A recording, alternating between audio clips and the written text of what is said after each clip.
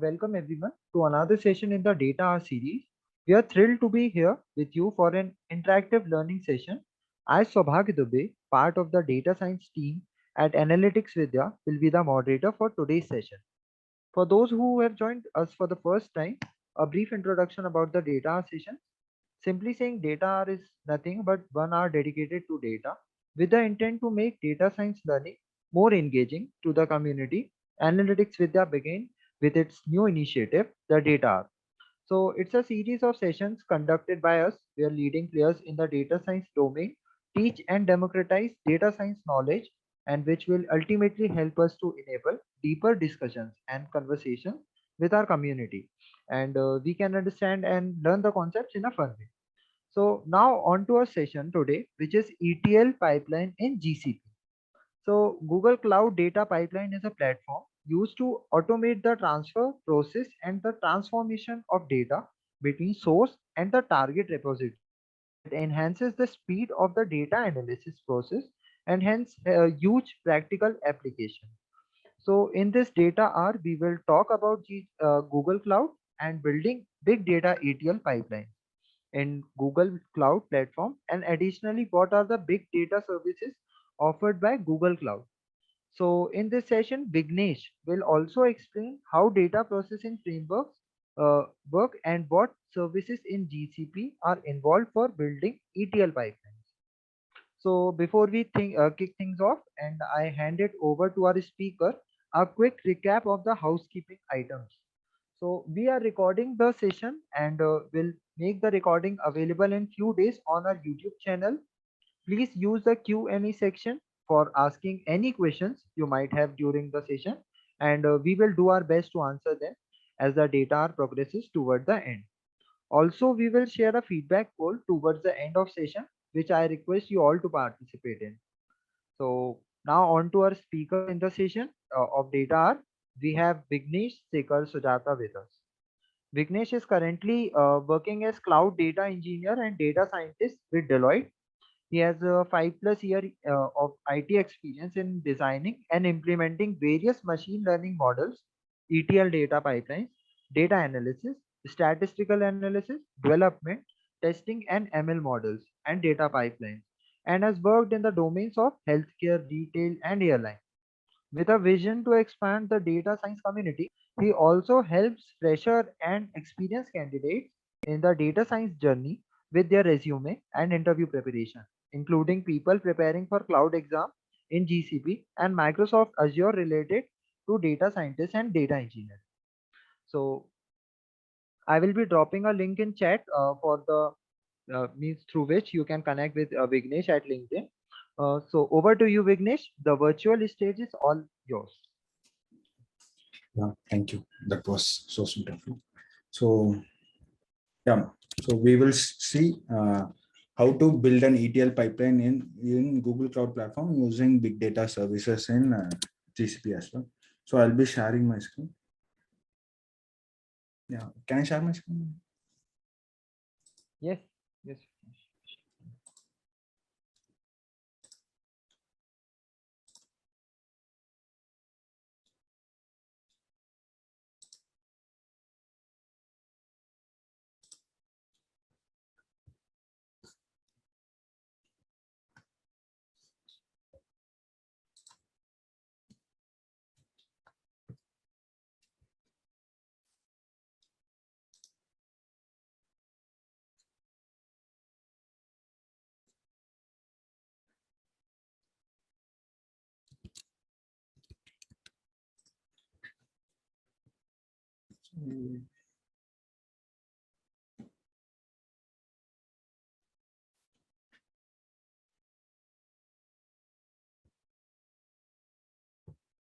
Yeah, can you close the chat box?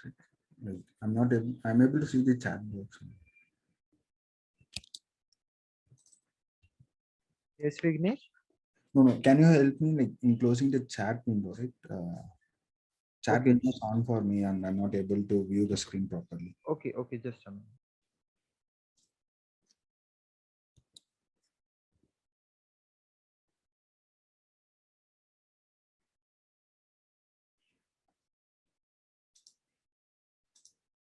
Yeah. So is my screen visible? Yes, Vignesh, it's Yeah. visible. So in today's session, we are going to see what is ETL, how to implement ETL, and what is the use cases which we'll be using for this particular purpose. And we'll be building ETL pipeline in Google Cloud Platform using the services which is offered by Google Cloud. So before starting, a little about me. So yeah, as I said, like I'm currently working as a cloud data engineer and data scientist, and I'm targeting for architect role. So I have completed I have completed some few certifications in Google Cloud as well as Microsoft Azure. So my primary job is to build big data ETL pipelines and build ML models and do ML ops kind of works in both Azure as well as GCP platform. So yeah, so that agenda for today's session is first we will be seeing what is ETL, followed by what is ELT, and we will understand what is the difference between ETL and ELT, and what are the products and services in GCP which we'll be using to build this ETL pipelines.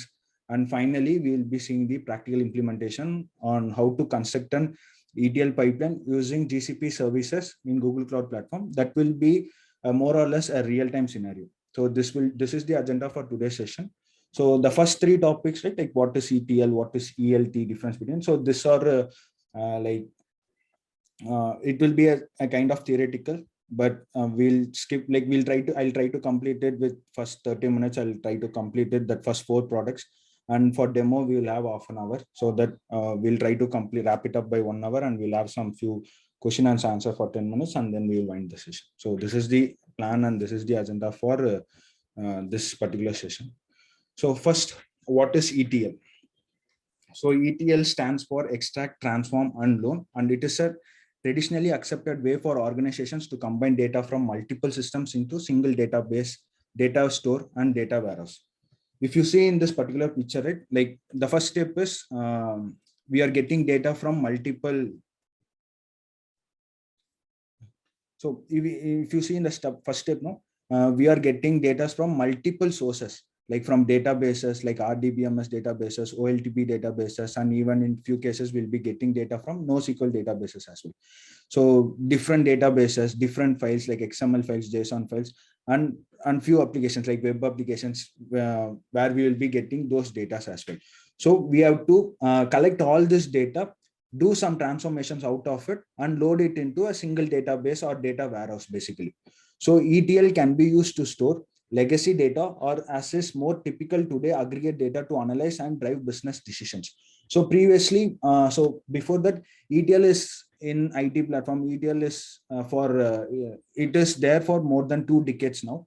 So previously, what they used to do is they used to store the legacy data. They used to collect the legacy data in the sense like the data which is to a particular application, to a particular a company or a particular organization, or to a particular service, you could say.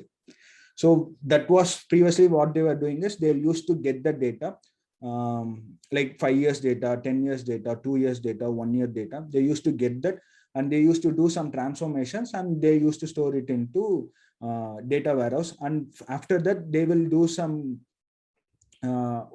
like they will do some analyticals on top of collected data, and they will get some business values out of it. That was happening like 2 years back, like few years back. But nowadays what they wanted is even at that time, when doing the transformation itself, we wanted to see the aggregated data, basically how many people, what is the value, how many products sold. So all those aggregated values, so what is the maximum group of people engaged in that particular poll, so who are they from, like where are they from, which country, like what is the experience. So like it is very similar to whatever the poll which we just filled it like few minutes back, no? So it is very similar to that poll itself. Like nowadays ETL pipeline comes with that feature as well. Like we have to do the aggregation level at the data, and then we have to get that we have to get the results out of it. Basically all the results, everything, no, will help us in doing the business, will help us to get the meaningful insights out of that particular data.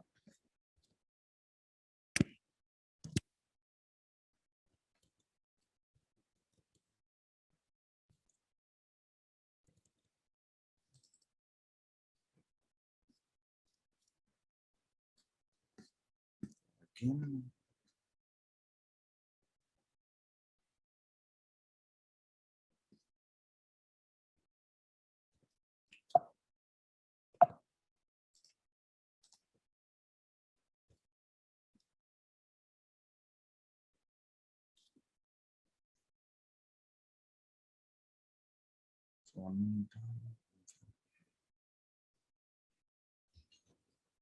So if you see, so the next thing is today's model ETL solutions must cope, like organizations have been using ETL for decades, but nowadays, since the cloud platform, all the business organization, like different organizations, everyone are moving towards the cloud platform because of various reasons, because of cost, because of the services they have to monitor and maintain, and all the extra costs for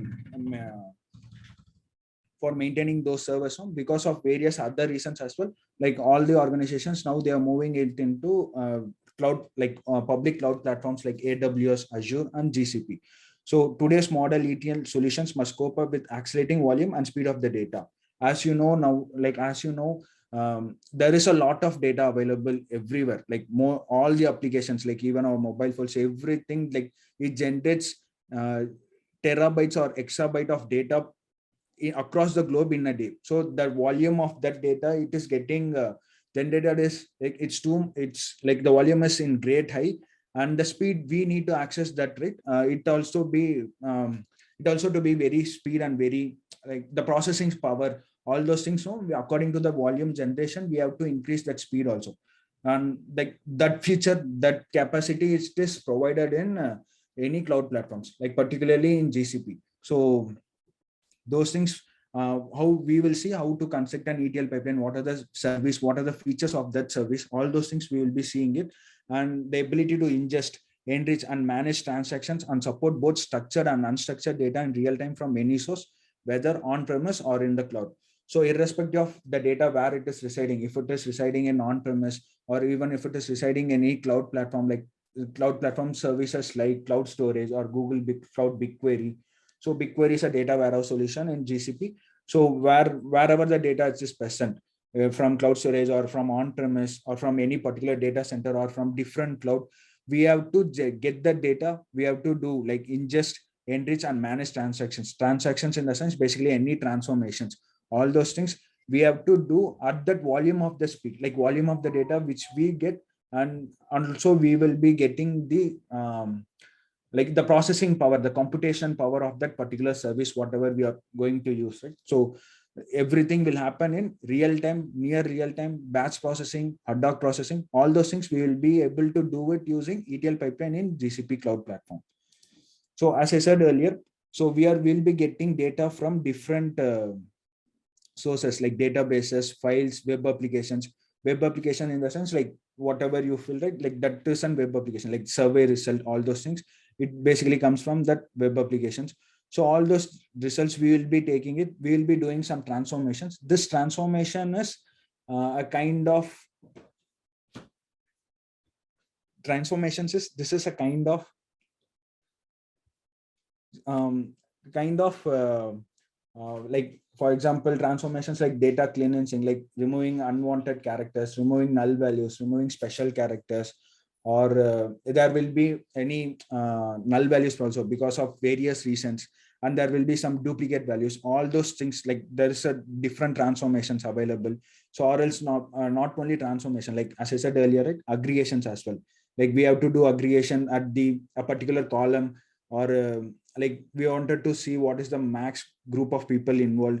So all those things we will be doing the transformation, and finally we will be loading this into data warehouse, and we will be analyzing using any data analytics platform or any visualization tools like Power BI, Tableau, or Looker itself. So the three operations happening in ETL is extract, transform, and load. We are extracting data from the open sources like databases, files, and we are making transformation. This includes our business logic, and finally we are loading it into data warehouse like Google Cloud BigQuery or any data warehouse solutions, and we will be using that analytics platform. So to give you a real-time example, basically we'll talk about this example itself. Like before the session begins, right, you were asked to create one poll, right? Like there was one poll and you were asked to fill that poll, right? Basically what analytics vidya will do is they will collect this data like for 1 year, or let's say for 2 years. They will collect the data, and they will collect the data. That data is in the form of web application, that is in Zooms. So they will collect the data, and after 1 year or 2 years they will do some transformations on top of it. So how many sessions totally happened, like how many sessions were in ETL, how many sessions were in machine learning, how many sessions were in different other data science branches.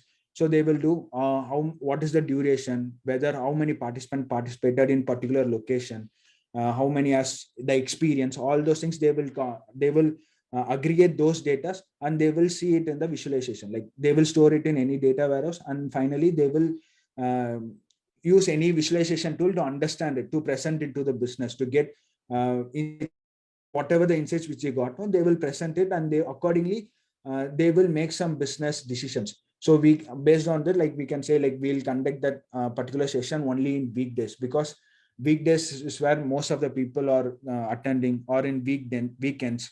So this is the location. So all those details, everything is a like all the data will help them to improve their business decisions, improve their business points and business values.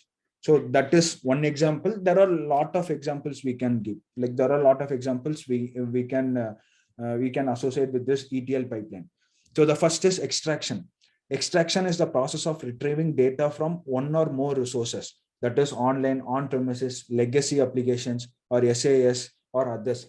After retrieval or extraction is complete, the data is loaded into the staging area. Basically, staging area is where the transformation will be done.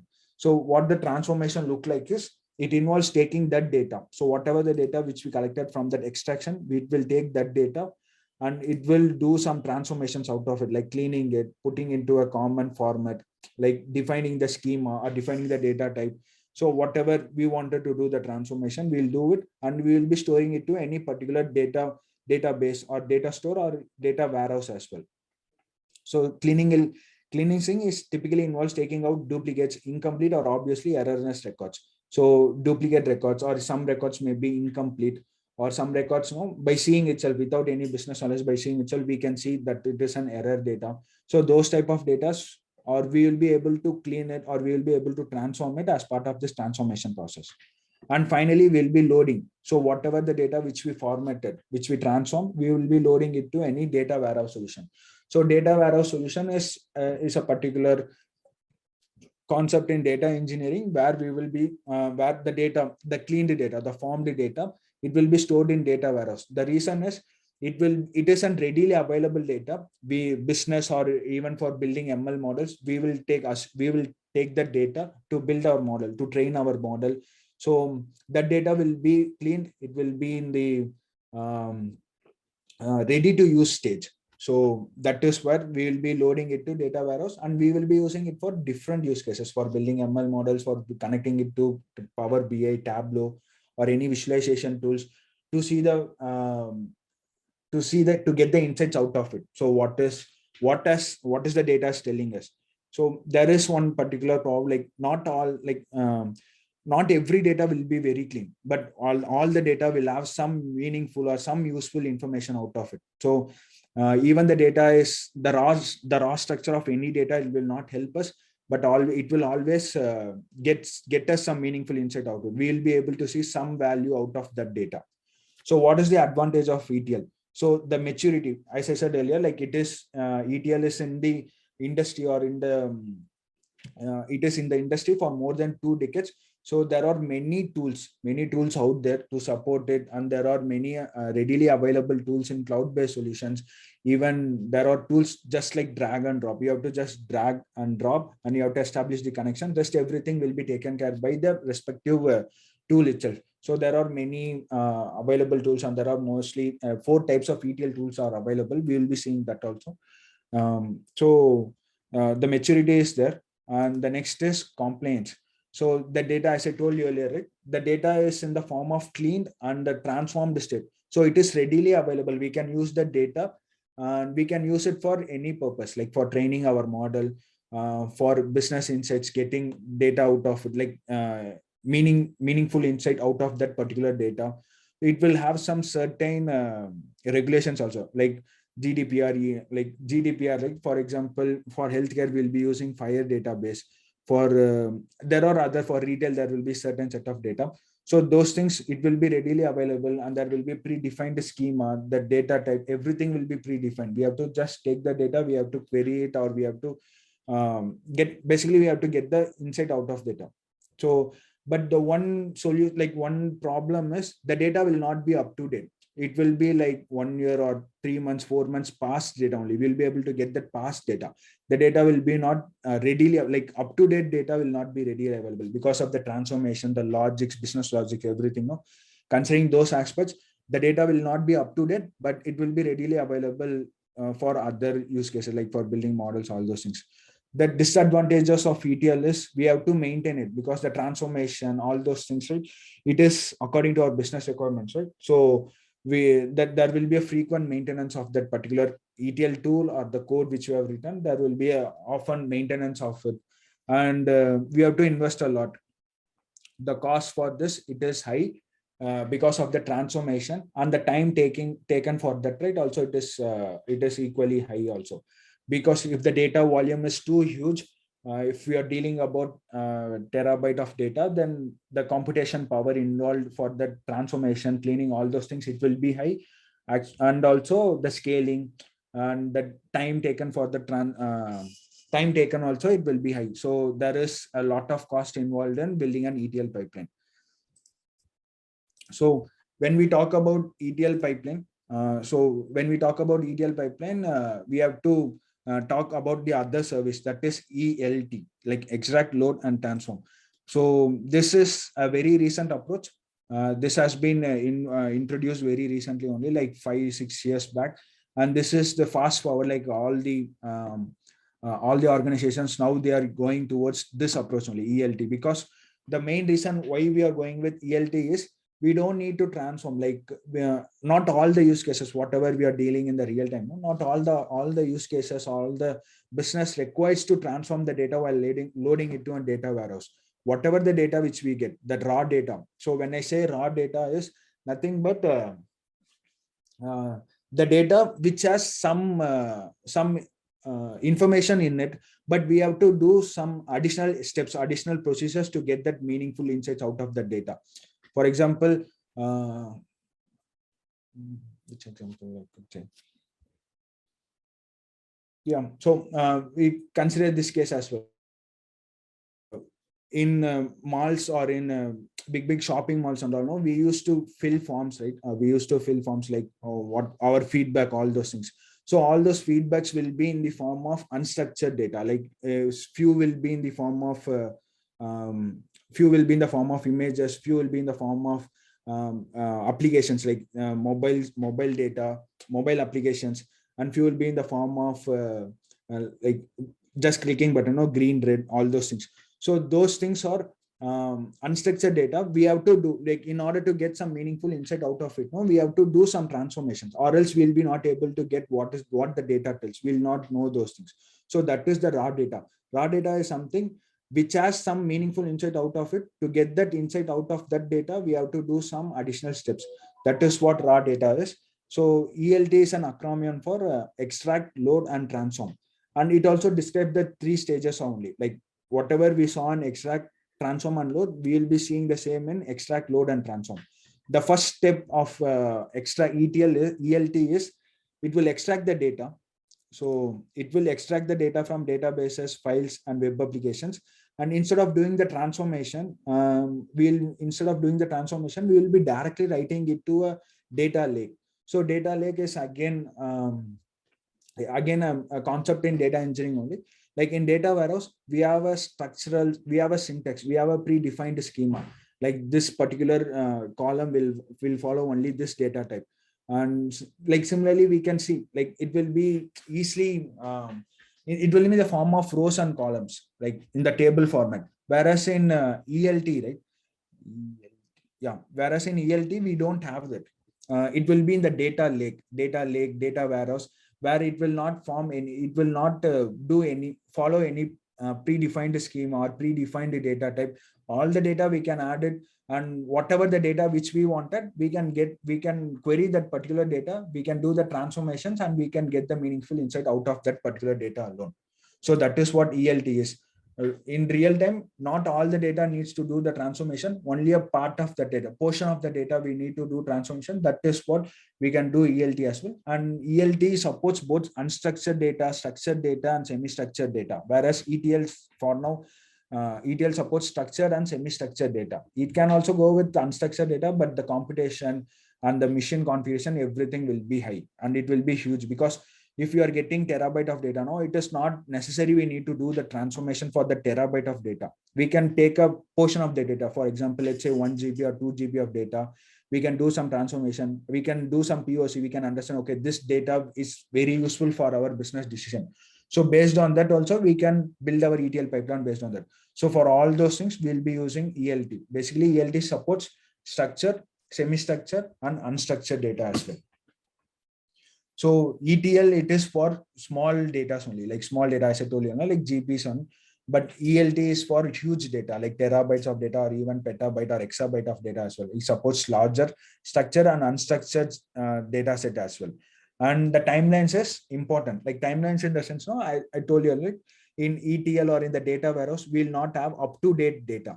We'll have data which is like 3 months, 4 months, or 1 year, 2 year old data. Whereas in ELT or in data lake, no, it will have up-to-date data. Like yesterday loaded data also we can query it from data lake. So that is how ELT is. In this process, data gets leveraged via data warehouse in order to do a basic transformation. That means there's no need for data staging. As I told you earlier, there is the data staging step is skipped in ELT. We don't need to do any particular transformations or any business logic we have to implement at that data staging area. No, that step is skipped. We'll be directly loading it into data lake or data warehouse, and to a portion of the data or only to few set of the data, we can do transformations, or we can do transformation to that entire data, and we can analyze it using data analytics or using visualization tools as well. So ELT uses all different types of data, including structured, unstructured, semi-structured, and even raw data types as well. Like the raw data types in this, the images which we collect, we can get all those data, and we can do transformations on top of that as well.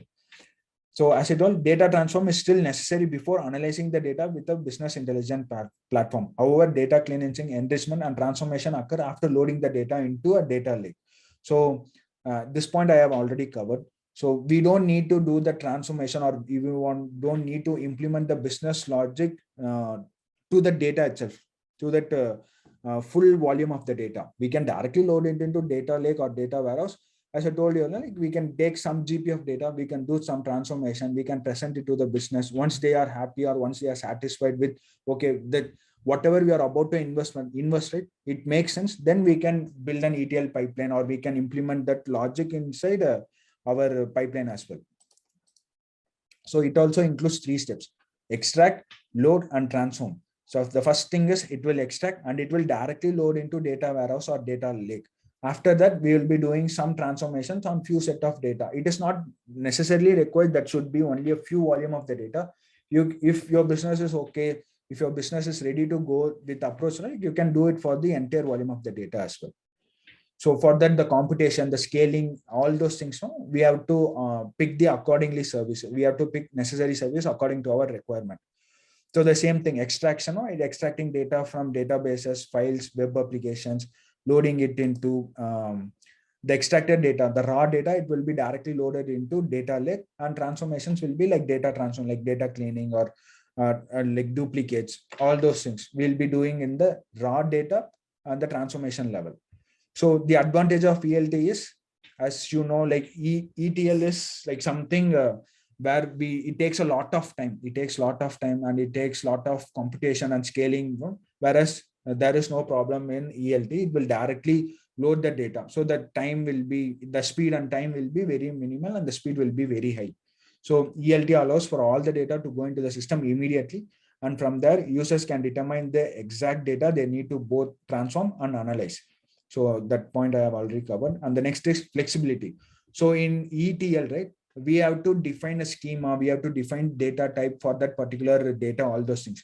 Whereas in ELT, we don't need to worry about all those things. Like if it is float, if it is string, if it is integer, if it is real. So whatever the data type is, we are just going to append it to any particular in the data lake. So we don't need to worry about the schema or data type and all. We have just that flexibility is available in data lake, which comes under ELT. And the lower cost. So as I told you, like we are not doing any transformation, right? We are just appending the data to data lake. We are just writing it to the data lake. So there is no scaling, or there is no computation of systems available. There is all those things, or we will be removing from that particular use cases. So the lower cost, and it is flexible, and it is basically an high speed. The disadvantages, like there will be some security gaps. Security gaps in the sense, like not third party will come and access your data. It's not like something like that. Data will be secure, data will be stored somewhere very safe only. You don't need to worry about that security. The security gap is nothing but the moment you add all the data to your data lake, right? Like other teams also will be able to view your data. If your data is supposed to be confidential, but since it is in data lake, people who have access to data lake, right, they can easily view your data. But that is not the case. It will happen in RDBMS or any Cloud SQL databases. The next is increased latency. So as the volume of the data increases, right, when you query or when you do the transformation from this particular point, there will be few there. You can see, according to the volume of the data, you can see the latency involved there. So the latency will be basically, it will be increased. And the next thing is, we will be seeing what is the difference between ETL and ELT. So whatever we have seen till now, no, we are just going to see the difference between ETL and ELT. The first thing is process. So data is transformed at the staging server and then transferred to data warehouse. So when the process itself, when we are transforming, right, you must be, as you know, like there will be computation of any particular service. Like if you are using compute engine, or if your compute engine is nothing but what is the storage of what is the RAM of that particular system, what is the storage, or what is the computational power, like how many CPUs involved, master node, worker node, all those things. No, we will be seeing that in this process. Like data is transformed like at the staging server, and the scalability of that application, scalability like mode, worker, master node, worker node. So all those things, it is involved in ETL. Whereas we can skip all those steps in ELT. We don't need to worry about any transformations. It will, data will be directly written into this data warehouse or data lake. Mostly in ELT, it will be data lake. In ETL, it will be data warehouse or database. Source data. Support storing structured data from input sources, structured or semi-structured data. Whereas in ELT, structured, unstructured, and even semi-structured data types also, it will be supported. Time load is, it will take a lot of time. Whereas in ELT, the time is very faster. It will take very minimal time. And the flexibility. So ETL has very low flexibility only. Whereas ELT, no, the flexibility is very high because it doesn't worry about the data types and all. It will directly, we will be writing it to the data lake. Then the scalability. So scalability is like for ETL, we need, there is a dependency on the scalability. So it can be low, whereas in ELT, there is no scalability. Like we can just, we can write the volume of the data directly to the data lake or data warehouse. And support for data warehouse. So ETL models used for on-premises relational and structured data. Whereas in ELT, it is for like you can use cloud infrastructure as well, on-premise as well, and it supports both structured, unstructured, and semi-structured data sources as well. So data lake supported. For currently for ETL, we like data lake is not supported, but ELT data lake is the must because we are dealing with unstructured data as well. The cost is, it is high cost for small and medium businesses because the transformations, the computation power involved, the scaling of the applications and services, all those things leads to higher cost for ETL. And ELT, the cost is there, but still when comparatively, when we compare with ETL, no, ELT is very minimal, but the cost is there. Compliance with security protocols.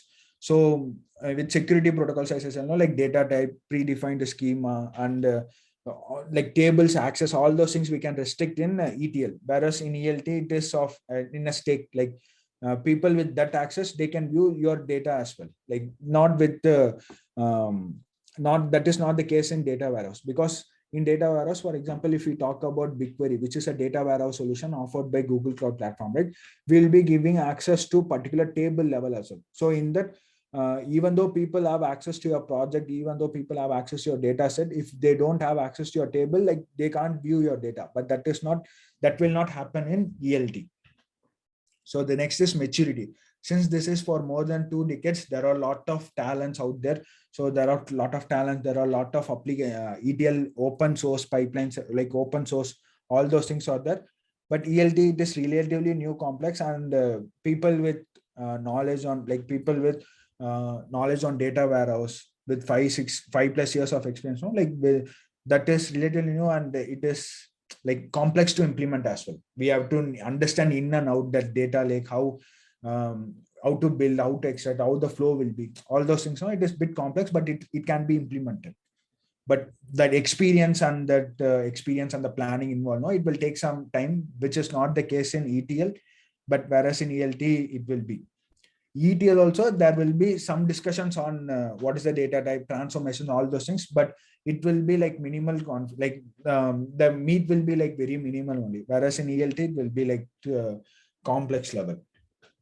And the storage type can be used for on-premises or cloud storage, whereas in ELT it is for more into cloud-based solution only. Like ELT concept is more into cloud, and there are different services in Google Cloud itself to do this ELT and ETL pipelines to implement those things. So this is what the difference between ETL and ELT.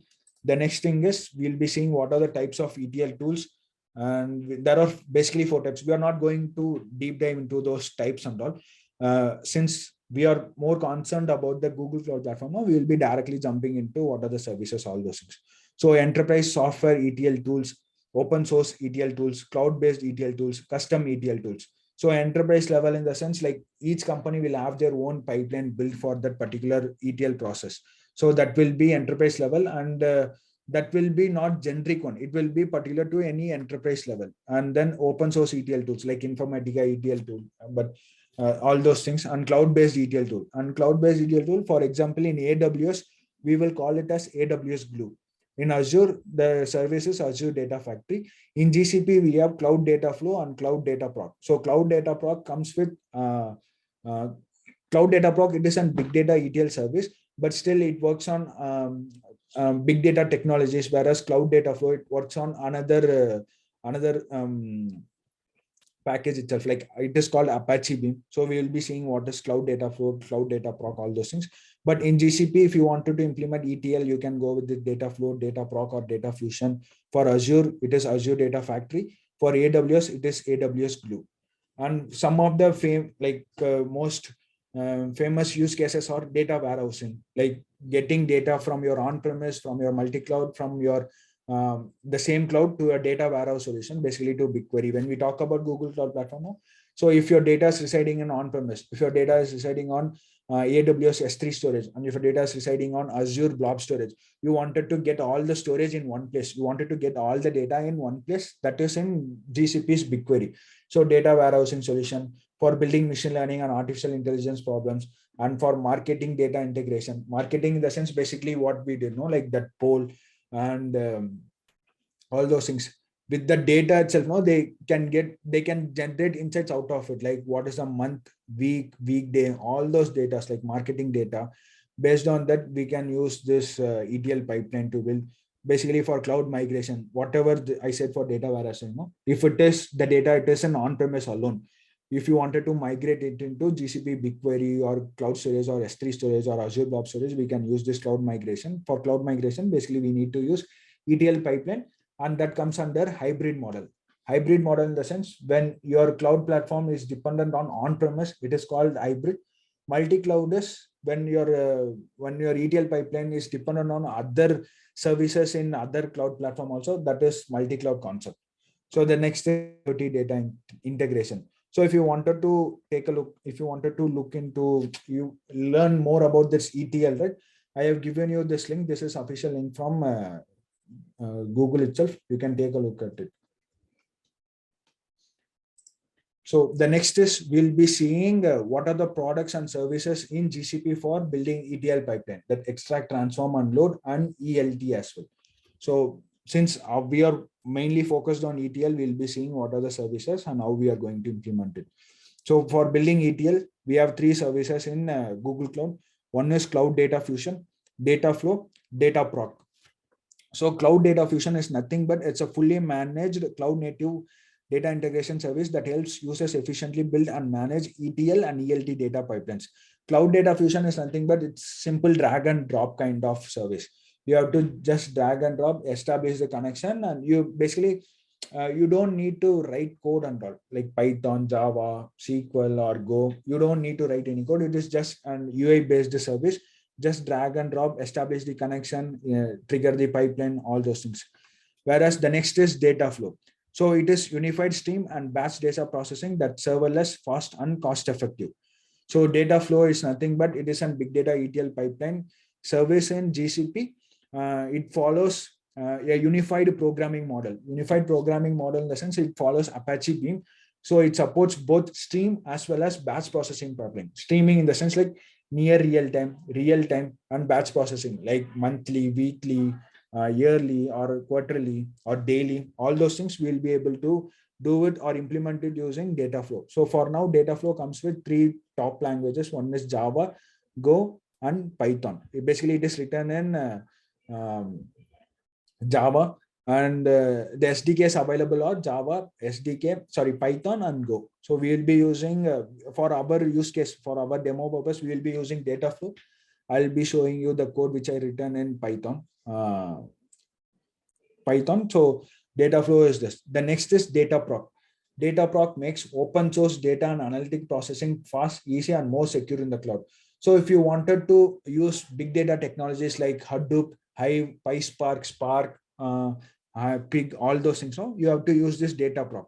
So DataProc is a managed service. Managed service in the sense it is a server-based service. So basically, in cloud platform, when we are talking, right, there are two concepts, like one is server and the other one is serverless. So DataProc is a server-based service. Dataflow is a serverless-based service. Again, Cloud Data Fusion is a server-based service only. So in our practical demo, we will be using Dataflow with cloud storage and Cloud BigQuery. We will be building an ETL pipeline which ingest or which gets data from cloud storage, do some transformation using Apache Beam, that is using Python's Apache Beam, and then we will be writing it into loading it into BigQuery. So this is the ETL pipeline which we are going to see in our demo purpose. And the next is DataProc. I have already explained DataProc. So yeah, I'll explain 3 slides. After that, now I'll take questions. I'll try to answer your questions as well. Before starting with practical implementation, I'll take questions. I'll try to answer your questions. So Cloud Data Fusion. So Cloud Data Fusion is a fully managed cloud native enterprise data integration service for quickly building and managing data pipelines like ETL and ELT pipelines. So Cloud Data Fusion is basically an UI based service. It allows you to build scalable data integration solutions to we can clean, prepare, blend, transfer, and transform data without having to manage the infrastructure. Without writing code, right? Without writing any piece of code, you can do all those things. You can clean the data, you can prepare the data in the sense like special characters removal, all those things you can do. And Cloud Data Fusion is powered by the open source project called CDAP. And it is a code free, as I told you earlier, like it is a drag and drop tool. And in Cloud Data Fusion, it has around 150 plus connectors and configurations and transformations available as of now. And if you wanted to make any transformations or any wanted to integrate, or if you wanted to do it right, you can use this command line tool using G-Cloud. The command line tool is nothing but like very similar to command prompt. I'll just give you a gist of all those things. What is command line tool? What are the big data services in GCP? I'll show you all those also. So the next is Cloud Data Proc. So not Cloud Data, Cloud Data Proc. So it is a managed Spark and Hadoop service that lets you take advantage of open source data tools for batch processing, querying, streaming, and machine learning. It is a managed cluster service in GCP. Basically, it is a server-based service in GCP. It is basically for big data technologies like Hadoop and Spark. So DataProc automation. So the one key feature of using this DataProc service, no, in your on-premise system, if you want to set up that big data ecosystem, right, it will take around 6 to 8 hours, or it will take around days also, like 1 or 2 days also it will take. But in GCP, it will take less than like it will take less than 2 minutes. Like within 90 seconds, you can configure your big data ecosystem completely. If you wanted to use Hive, you can use it. If you wanted to use HBase, you can use it. If you wanted to use Pig, you can configure the cluster within 90 seconds, like less than 2 minutes. So basically, there are three different types of clusters in Cloud Data Proc. One is single node cluster. It comes with only one master node and 0 worker node. If you are using free trial, right, you will be able to create single node cluster only. The standard cluster is one master node and respective worker nodes. The high availability cluster is nothing but this cluster is where we will be using it in production based. So 3 master nodes and respective worker node. And these are the different jobs available in DataProc: Hadoop, Spark, or Spark SQL, Presto, Spark, Hive, Pig, and PySpark. So these are the different big data technologies and different jobs available here. I'll show you, but I can't show you this. No, I can't show you this, I guess. The next is Cloud Data Flow. So this is the one service which we'll be using, in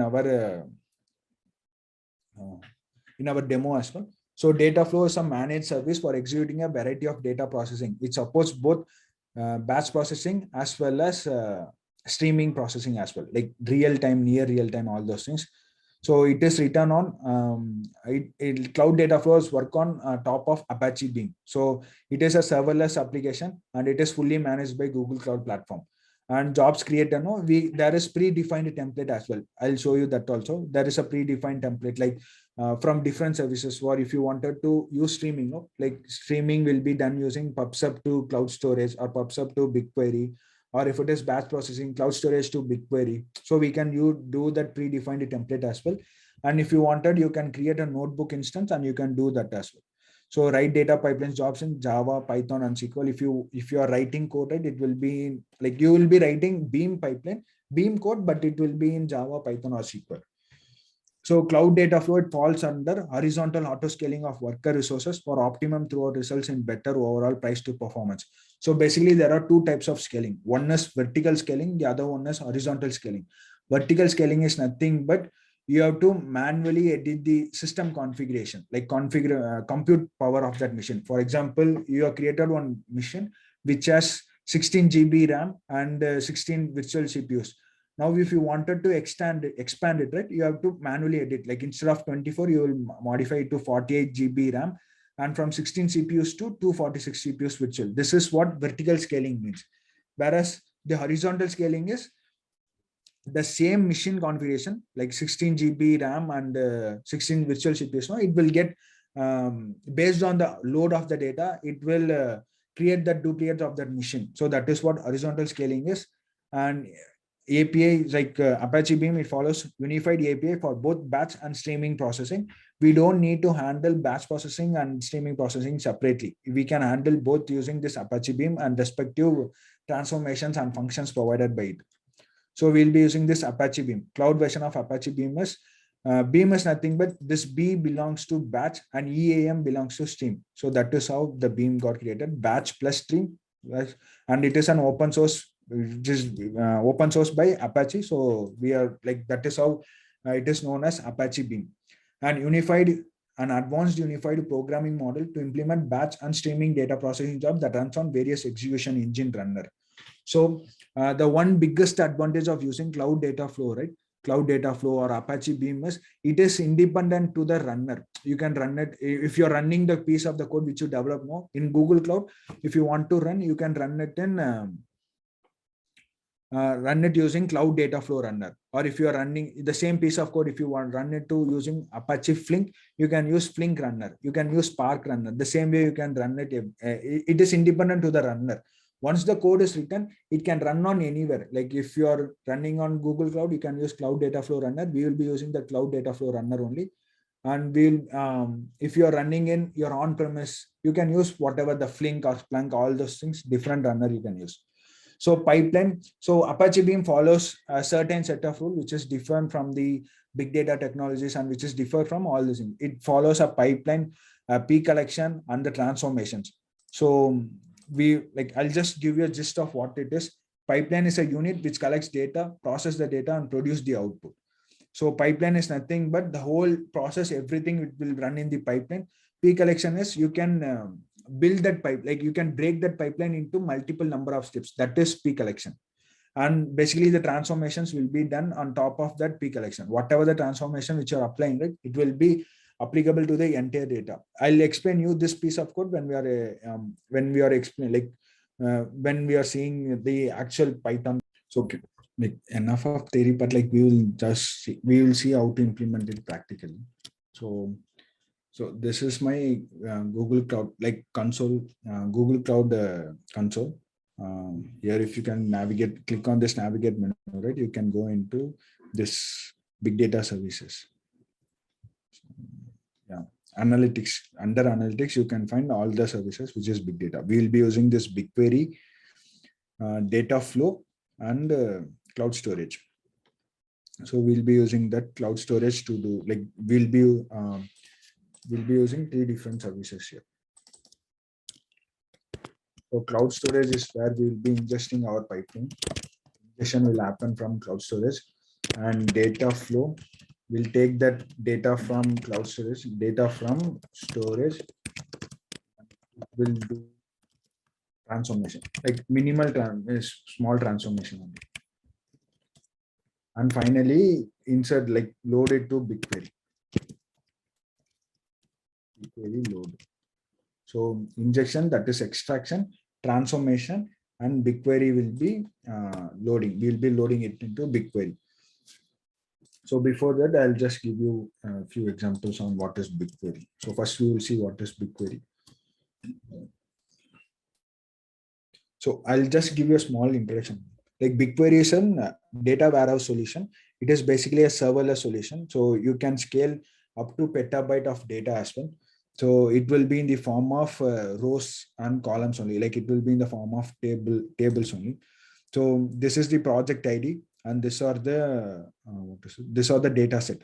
So under data set, you will be having different tables. Like under data set, you can have hundreds of tables as well. Like data set, you can give permission, or you can restrict. You can give permission to this data set, and you can restrict access to not query on this table as well. So if I click on this names 2020, right, these are the field name, and these are the type, and these are the mode, like schema, all those things. It is already predefined. If you wanted to query on it, you have to just click on this query and execute this.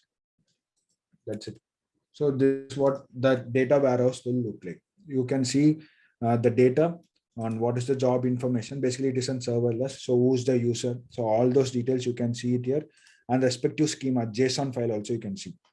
So all those things, data you can see, and the execution details, like how many time, like what is the time it took to execute it, byte shuffled, all those things, or like records read, records written. So basically, we are writing only 10 records, and there are totally 31,453 records.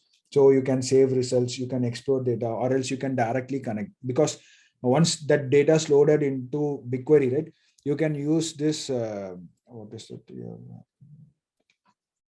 You can use this BI engine. BI engine is nothing but using big data, like visualization tools like Looker, Tableau, all those things. You can connect with this using this BI engine, and you can query on it. So whatever the query or whatever the transformation which you are doing it in your visualization tool, right, it will directly integrate it with BigQuery, and you can see the results directly from BigQuery. So this is like BigQuery is a big ocean. So basically cloud storage and BigQuery, it is used in Google Cloud Platform. Like for every use cases, we'll be using cloud storage and BigQuery. Without these two services, we'll be not using Google Cloud Platform at all. For any service, let it be data engineering, data scientist, data analyst, or even for cloud development, web stack developer, full stack developer, all those things. So we'll be using in one or the other way, we'll be using BigQuery or cloud storage. So this is cloud storage bucket. So cloud storage in GCP, it is a global level service. The bucket name which we are creating, right? So all this inside cloud storage, when we click on this now, it will be in the form of buckets only. Like buckets, it will have standard. So all the other data, all the other details, which will be like too deep. I don't want to get into this, but you can remember something like this. We will be creating bucket, and we will be storing our CSV file or Parquet file, all those things inside this particular bucket level itself. So this is one, this is our, we'll be ingesting in the sense, extracting data. So the extraction is just done, load is done. Now we'll be seeing the data flow. This is where we will be doing transformation. The first thing is overview. As I told you earlier, like it is a serverless service in GCP cloud platform. And these are the jobs. So like what are the jobs I have implemented, all those things we can track. If you go inside this job, you will see a defined template, like the template which we are used, right? The same template we can, there is a predefined template as well. This template we can do it from code as well. So there are many other options. And what is the job name, job ID, jobs type? So basically it is a batch processing. So batch processing, job status, what are the XD version, how many worker, like what is a work master node involved, worker node involved, all those things you can see it from here. Say how many virtual CPUs, so current memory, all those things you can see it from here itself. And the next is pipelines. So this is where to build a template pipeline. If you see here, if you click on this create pipeline, this is the data flow template, like predefined template. If you wanted to use Cloud Spanner and streaming to BigQuery, you can use this with predefined template. This is for streaming processing, streaming. And if you scroll down, you can see it for batch processing as well. You can see it, process data in bulk, that is batch. So Avro files from cloud storage to cloud bigtable, cloud storage to cloud spanner. So cloud bigtable is another big data service. Cloud spanner is again a SQL database service in GCP. So these are the different, like there is a predefined template. Mostly we'll be using this predefined template. From this, we'll be making some custom functions according to our use case. So in our use case, we'll be using cloud storage to BigQuery. I'm not using this predefined template. I'll be writing code, but still I'm just telling you for your understanding. We can do it using this as well. Like cloud storage to cloud bigtable, yeah, cloud storage to BigQuery. Here it is. You can click on this. This will be the predefined template. It will read that source. It will insert into BigQuery. So what are the transformations which you wanted? You can give it from here. So all those things you can do it from here as well. The next is Workbench. If you are not comfortable with predefined template, if you wanted to use Jupyter Notebook, no, you can click on this create instance. Click on this create instance, and here you can see, environment is Apache Beam and all those things. Like this is what I was telling you, the configuration. Like you wanted to scale, right? Auto scaling the instance, all those things will happen here. According to your use case, you will be seeing the instance type, like what is the virtual CPUs, what is the RAM, all those things you can see, like compute optimized, memory optimized, TDU standard, all those things you can see it. According to your use case, you can create the Jupyter Notebook instance. The third thing, snapshot. Snapshot is mainly used for streaming pipeline. And the final is SQL Workspace. So you can, like if you are using BigQuery data set, directly you can query it using BigQuery, and you can use it, integrate it with Workbench as well. Like all those things, you can do it from here. Now we will be seeing how to create a ETL pipeline. For that, I'll be using Cloud Shell. So click on this, activate Cloud Shell. So this is the Cloud Shell which I was saying, like a command line tool. For Windows machine, how we have command prompt, and for Mac we have that edit slot. The same way for every cloud platform. If it is AWS, we'll be using AWS and respective service name. If it is for Azure, we will be using Azure and respective CLI command. Since it is Google Cloud, we'll be using G Cloud, all those things. The first thing is I'll be configuring the project. This is out of scope actually. So I'm just configuring this project. So just click on it.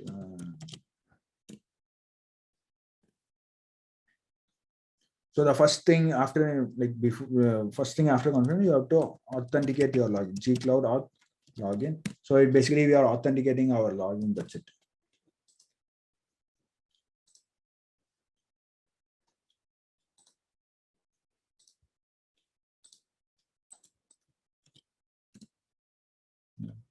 So if you wanted to see what are the projects there,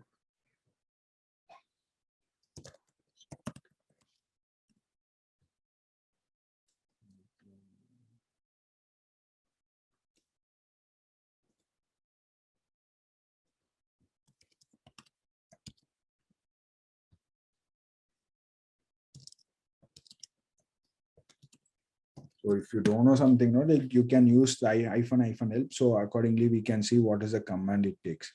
So gcloud config, if you can see here, right?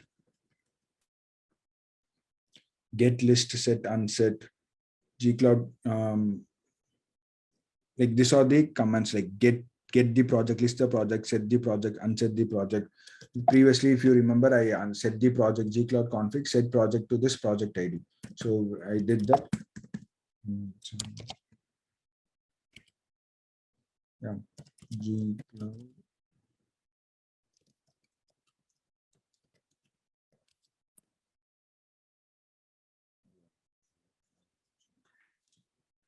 Like we can just use this gcloud auth plugin, that is fine for now.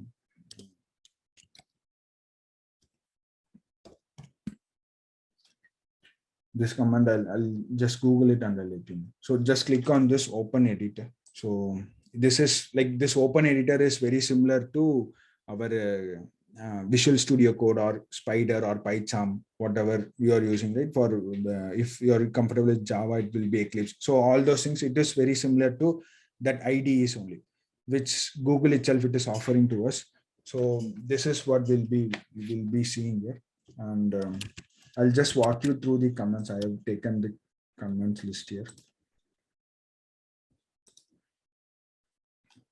So if you see here, right, I'll give it to, I'll give this commands as well. You can also go through it. So this command is nothing but, so gcloud config list project. This is the command which I was trying to do.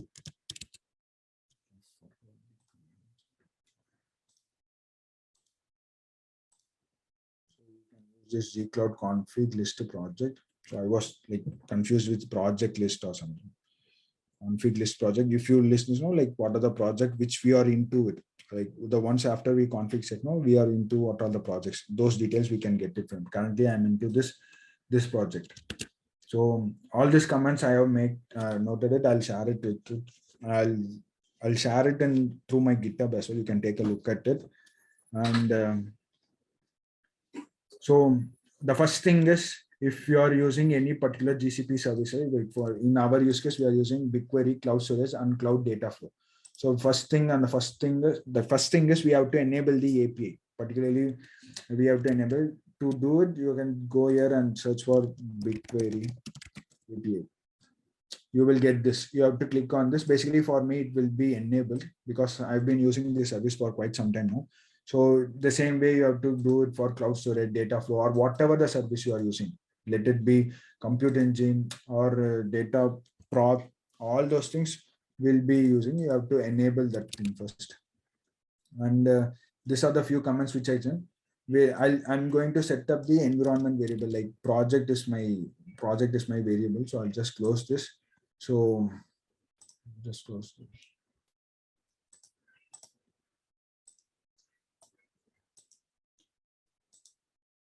So just click on this terminal. Gcloud config is selected.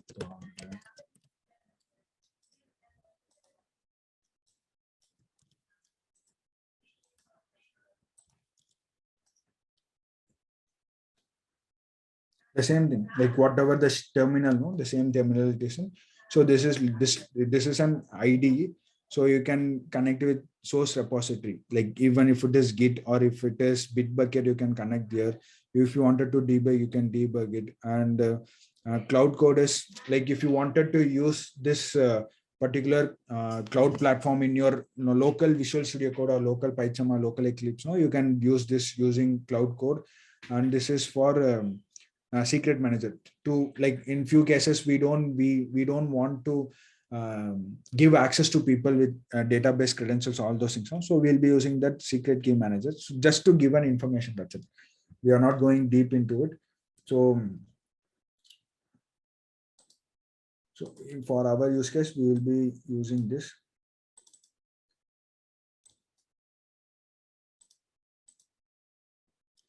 And this command.exe.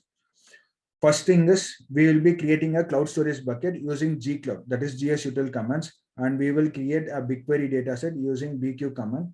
And finally, we will see how to submit the data flow job in command line tool. So these are the three objectives which we are going. First, we will be creating a cloud storage bucket. So for that, use this command export project.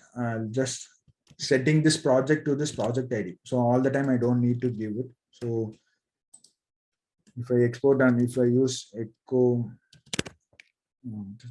$dollar project, you can see the project ID here. So whenever I use this dollar project, it will be directly pointing to this particular project ID. So first thing is we'll create a standard storage class. So basically there are 4 storage class available in GCP's cloud storage. One is standard, nearline, cold line, and the final one is archive.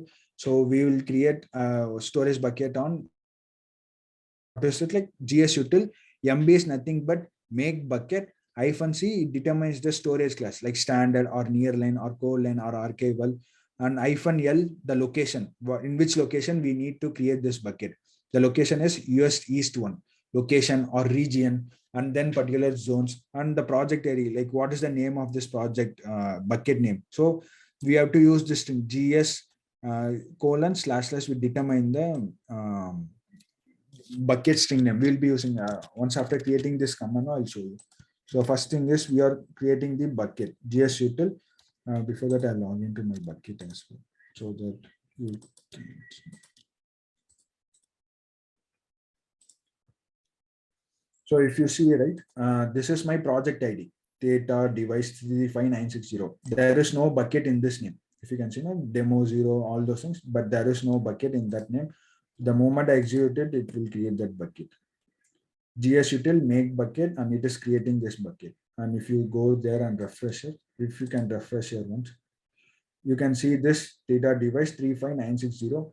When it got created, what is the location type, whether it is region or multi-region or dual region, on which location it is. US East 1, the default storage class is standard. I told you, like near line, cold line, according to our use case, according to our requirement, we can go through it.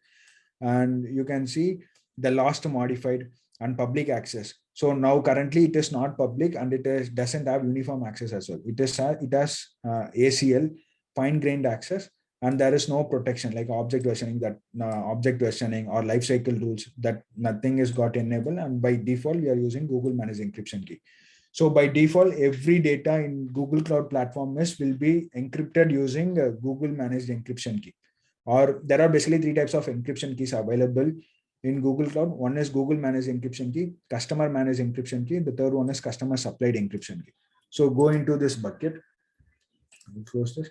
You can see all the details here, like a profile that it doesn't have any files here.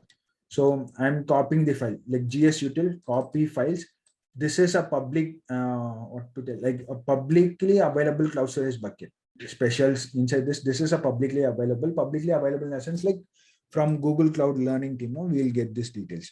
So we are copying this into this particular file. We are creating one folder. There is no folder here. We are creating it during the runtime itself. So let it execute, and then I'll copy this also. So it is copying from this USA names.csv to this particular project. It will create a data file folder, and it will paste the CSV file there. I'll expand this for you. So if you go here and if you refresh now, you can see on folder here. Refresh here, you can see the data files folder, and there will be 2 CSV files, USA names and USA names.csv. Now, what is the size? What is the type? Like CSV file, when is created, storage class, all those details you can see it. I told you, like by default, it follows Google managed encryption key. You can see here like customer managed, customer supplied. We are using Google managed encryption key. So this is the file which we are going to ingest into BigQuery, using some transformations. Now you can make bucket, dataset in GCP's BigQuery. So BigQuery, I'll open it. Just click on this BigQuery, close this tab. And if you see here, right, there is no bucket name here. So there is no dataset name here. So I'm going to create a dataset name with BQ MK. So BQ make dataset. The dataset name will be lake. So the moment it got executed, we can go into BigQuery. You can refresh here. Refresh the tab, and you can see lake will be created. So lake is created. If you just click on it, we can get all the details like project ID and respective dataset ID when it got created, default table expression, the data location. It is specific to US. That is multi-region. This dataset is a multi-region, and you can create table. All those things you can do it. Basically, we are not creating table from UI. We are directly creating table from Apache Beam, and we are loading the data to this BigQuery table.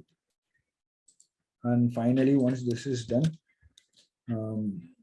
now we will see what this is. So Apache Beam, this is related to Apache Beam. We'll be using Apache Beam text IO to read a file from cloud storage, and we'll be using this BigQuery IO to load or to write it to this BigQuery dataset.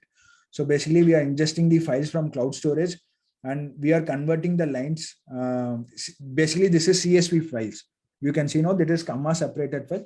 We'll be following one schema. Like this is as part of transformation. Like there are multiple files, we'll have take this only one schema, whatever the schema which matches to this particular schema, right? JSON schema, we'll load that file into BigQuery. I'll show you the file also so that you.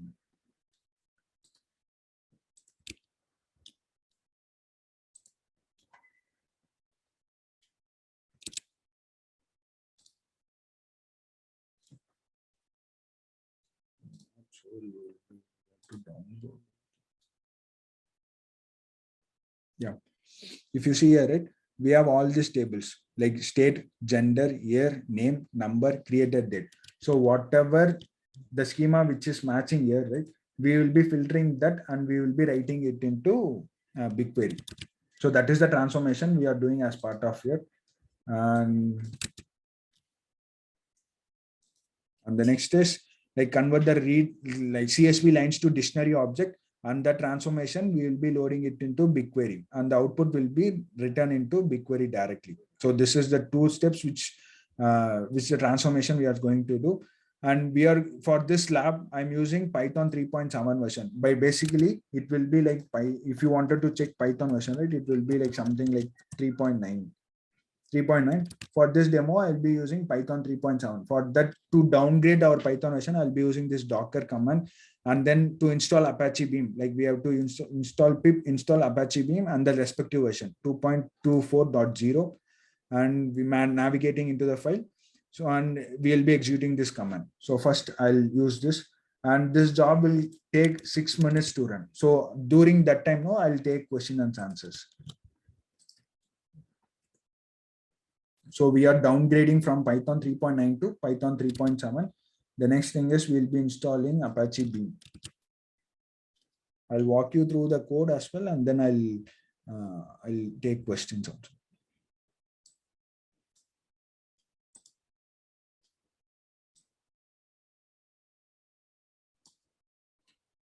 So whatever the concept which we are using, right, in whatever the concept which you are using in Python, like class, all those things, it will be same only, but few changes like related to Apache Beam, we'll be modifying it.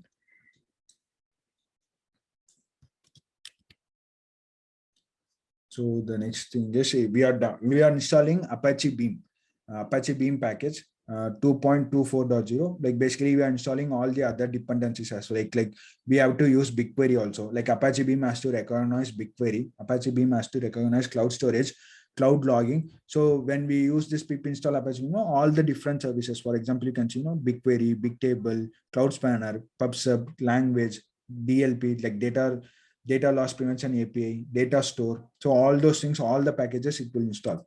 Now we will go into this particular repo, into this path.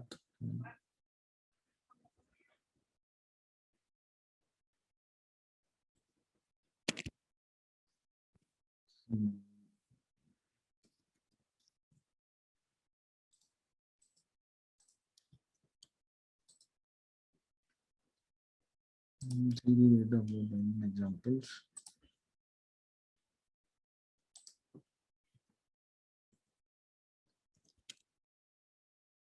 Yeah, if you see, we are into this part, data transformation.py and respective resources, all those files. Internally, our code file will use this US name as data.json file as well. Whatever I showed you, it will use that as well. And now we will copy this command and we'll execute it.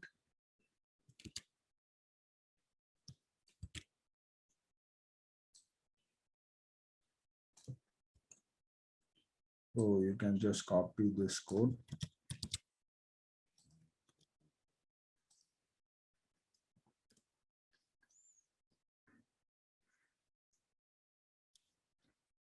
To confirm this, you can go into this and click on this running job.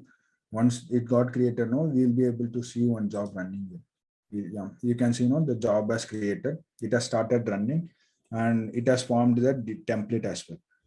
It has formed the template and respect to what is the job name, what is the job ID, what is job type, job status, SDK version, all those other details we can see it from here as well. So still now we are not, if this is not came into the picture, like what is the RAM, virtual CPU, all those things, because as I said earlier, no, data flows are serverless. Once this comes into that step, it will automatically create all this according to the volume of the data. And this is what the plugins which we are using, and job name, project ID, region. The runner is data flow runner. Since we are running it in Google Cloud, we are using this cloud data flow runner, and we are like staging location, temp location. This is a cloud storage bucket. So one or the other way, we'll be using cloud storage bucket. Now I'll explain you the code as well. So to explain the code, I'll go here. So we are importing this arg pass because we are getting two arguments from the user at the runtime, and we are passing it in this command as well. So in this commands.csv, right, we are passing one argument, right? GS project ID and HUSP name. Basically this input is nothing but our file name, our cloud storage file name, GS data files, that US names and the .csv, which I showed, that file name. And the next thing is CSV. We are reading the CSV file and logging to log all the parameters and OS package. And this is what the most important package is, Apache Beam, pipeline options. And we are importing this parse table schema from JSON. Like basically, we are using that schema as well to convert that CSV file into dictionary using this parsed schema object. And then we have created one class, that is data transformation. Inside this file, right, we'll be getting the CSV file, whatever we are reading, right? Not the CSV file, the schema file, JSON file. US names here as their JSON. From this respective file, we will create it, we will read it, and we will load it into schema_str. Basically, schema_str will all have the data related to this particular schema, what this JSON file has. And then parse method. Parse method is nothing but we'll be reading that CSV file from our cloud storage, right? From our cloud storage, for example, from cloud storage, we are given the path, right? It will read these things like state, abbreviation, gender, year, name, all the details. It will read it and it will pass only to it. For example, the state abbreviation will be changed into state, and respective KS will be in the value. And the gender is this, and respective value, key value, and year is again BigQuery as a defined date format. So we'll be modifying that. For example, if you see here, right, it has only 1923. It doesn't have month and the date. We are creating month and the date. We are appending 0101 to everything, and we are adding it. We are defining into this particular schema, and the name, number, all those things which we are getting it from CSV file. And then finally, this we are loading it from CSV, and this is the main method. Run. Like this is the run method. And under pass argument, we are getting two argument. One is input, the other one is output. Output is by default we are giving this. If you wanted, you can add that in your argument, like that command as well. Lake, we have created that lake, right, data set, and it will create a table named US names transform, and it will be loading all the data to this particular BigQuery. By default, it will take ed_us_names, which is from the open source repository. But since we have passed our command name, right? Since we have passed our input name, the same way we can give like this as well, like output lake dot table name. If we give this also will work.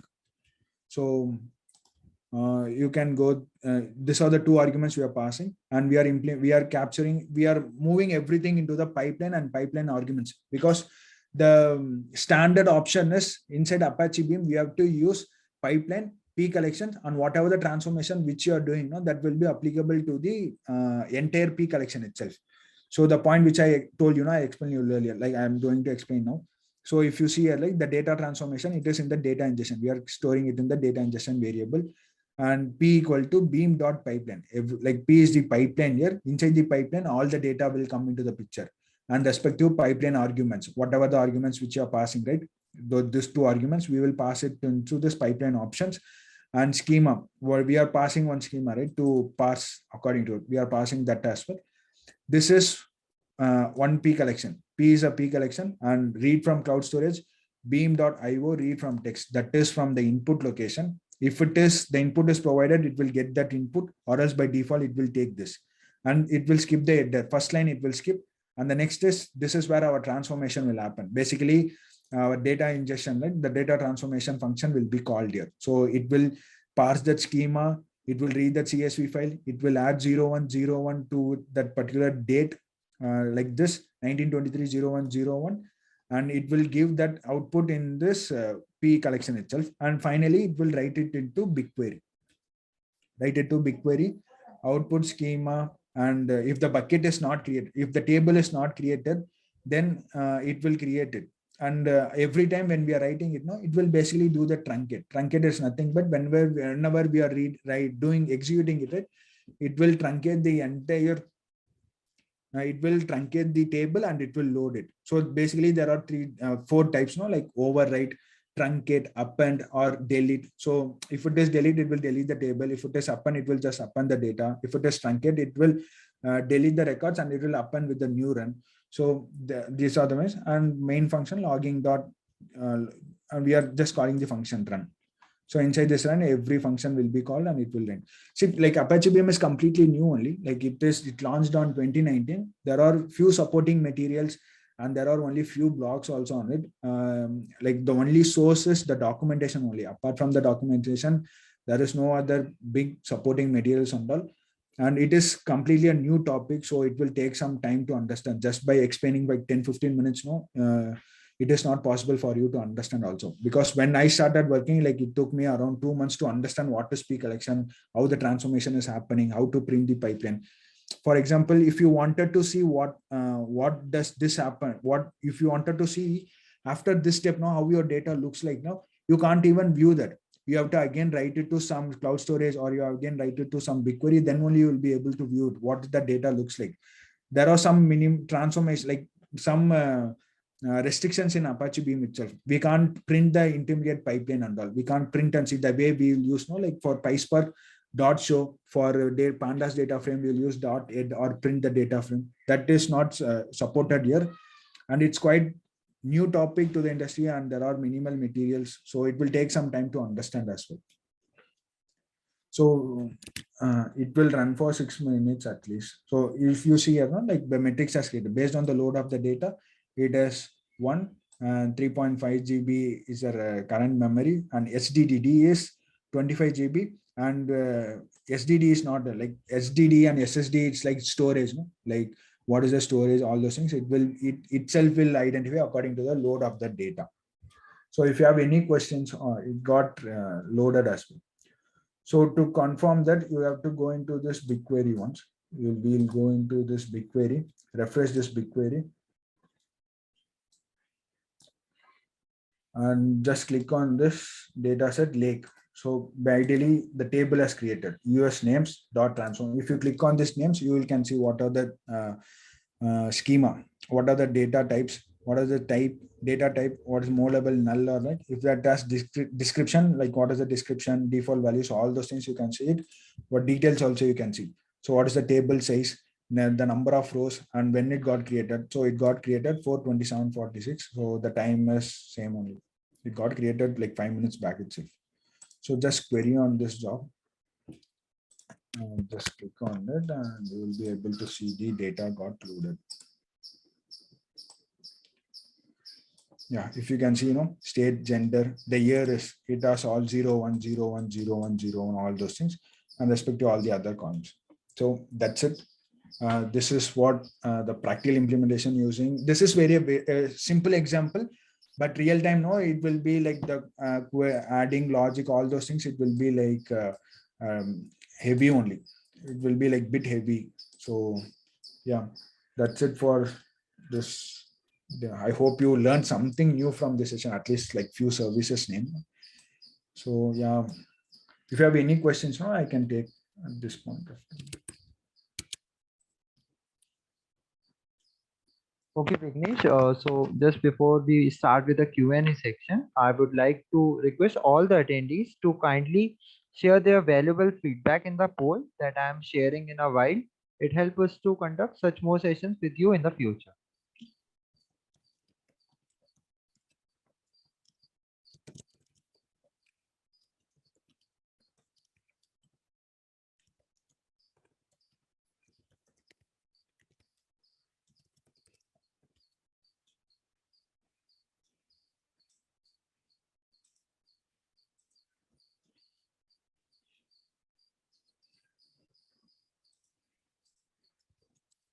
Okay, so the poll has been launched, so you guys can participate, and then we can move on to the Q&A section.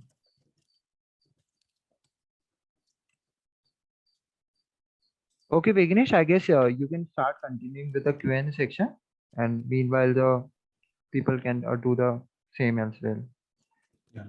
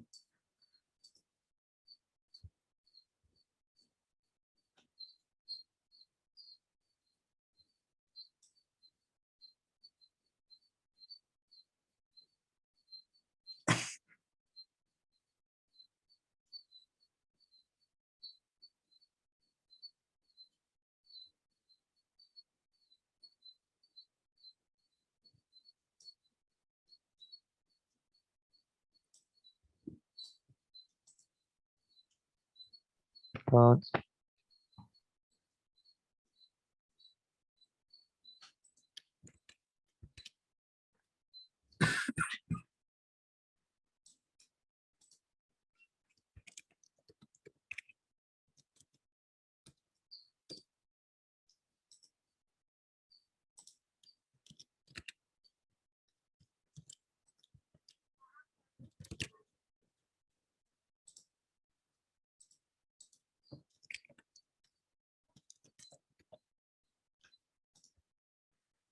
Okay, Vignesh, I guess we can start with the Q&A session.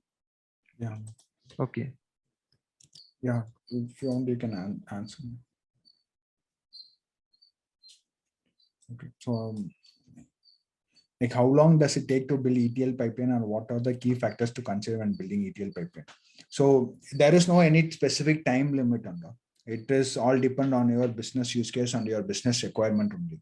So what are the key factors in the sense, um, not all the, like for example, not all the ETL pipeline demands big data technologies, and all the pipeline, like not all the ETL pipeline will require like cloud data flow, streaming, all those things. No, it depends on your use case and depends on the service and depends on the volume of the data. So the first thing is you have to consider the volume of the data, and the second thing is business transformation logics. So if there is any particular logic, if you feel that it is easy to implement in PySpark rather than Python or rather than Apache Beam, no, you have to consider that. And then that's it. And accordingly, it is based on the business economy mostly. So the next thing is also, does it support pandas data frame in Apache Beam, because I do a lot of data consumption. No, not pandas data frame, not PySpark data frame. Everything, no, if you wanted to read pandas data frame or PySpark data frame, right, it is not supported in Apache Beam. As I said earlier, no, it follows its own structure like P collection, all those things.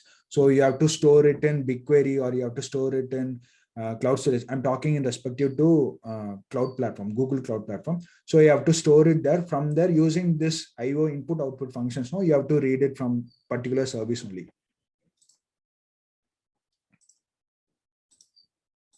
So can you please share the script? Yeah, I'll be sharing the script. I'll be uploading the same into my GitHub, and I'll share it with the analytics with their team also. So you can take it from there.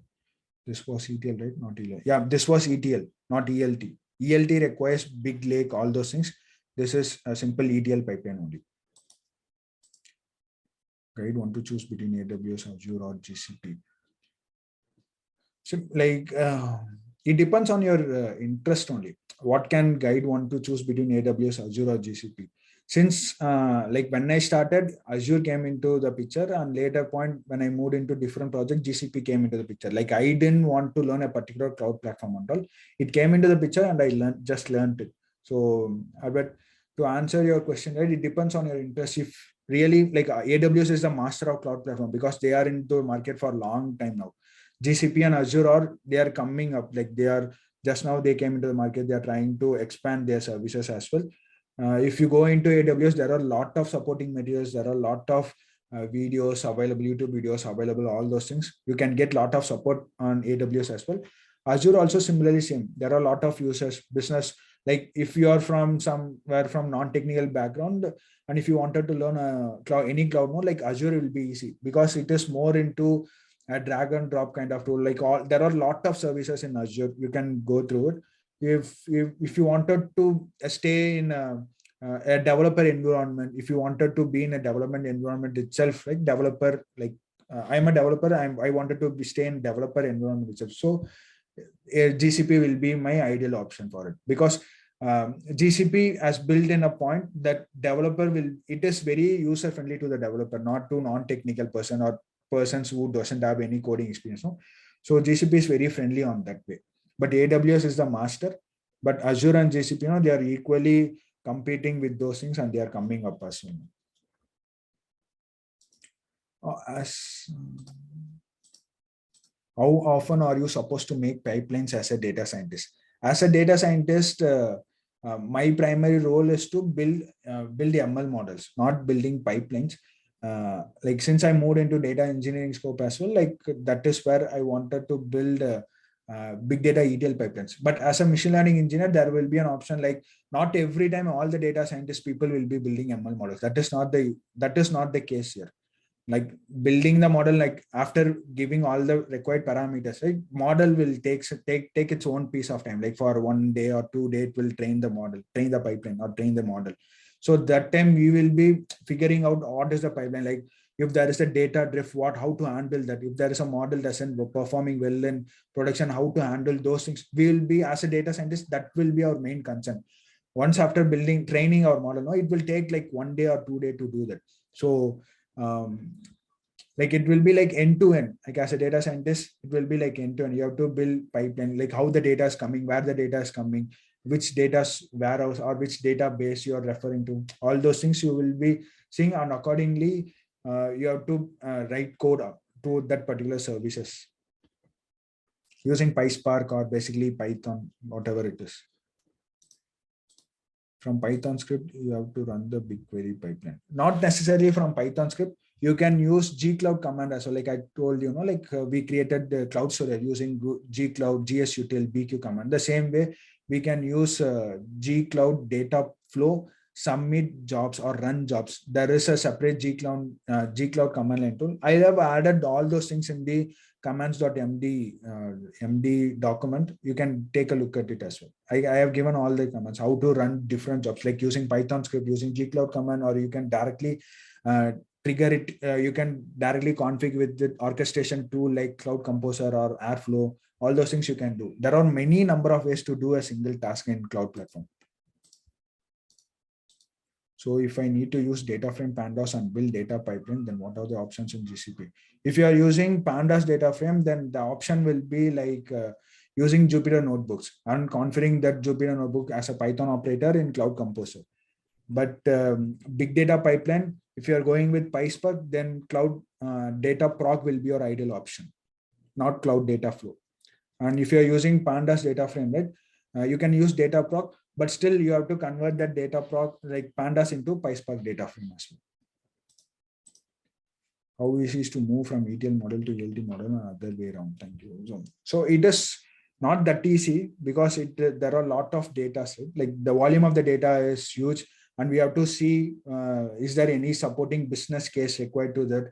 So there are a lot of factors before deciding these things. Based on that factor only, we'll be able to answer that question, or we'll be able to make that call actually. And it is difficult only, like ETL model to ELT. The first reason is why you wanted to move into that, and what is the support use case. Why all this time that service was running in ETL, like the data transformation, all those things. All of a sudden, why you wanted to move into that ELT? Those things and all we need to answer. After that only, we'll be able to make a call. I hope this answers. Can you suggest a platform to learn more about building pipelines? Platform to learn more about building pipelines. Not sure. Like I don't have any idea, but can platform. No, for sure. Like for now, no, I'm not able to recollect it. Like if you ask me, I was going to the documentation only. Documentation, I was implementing it at the time of when I was facing issue, right? Like to and fro only, facing issue, fixing issue, facing issue, fixing issue. That is how I learned. But any standard platform, I'm not able to. Like as of now, I'm not able to recollect it.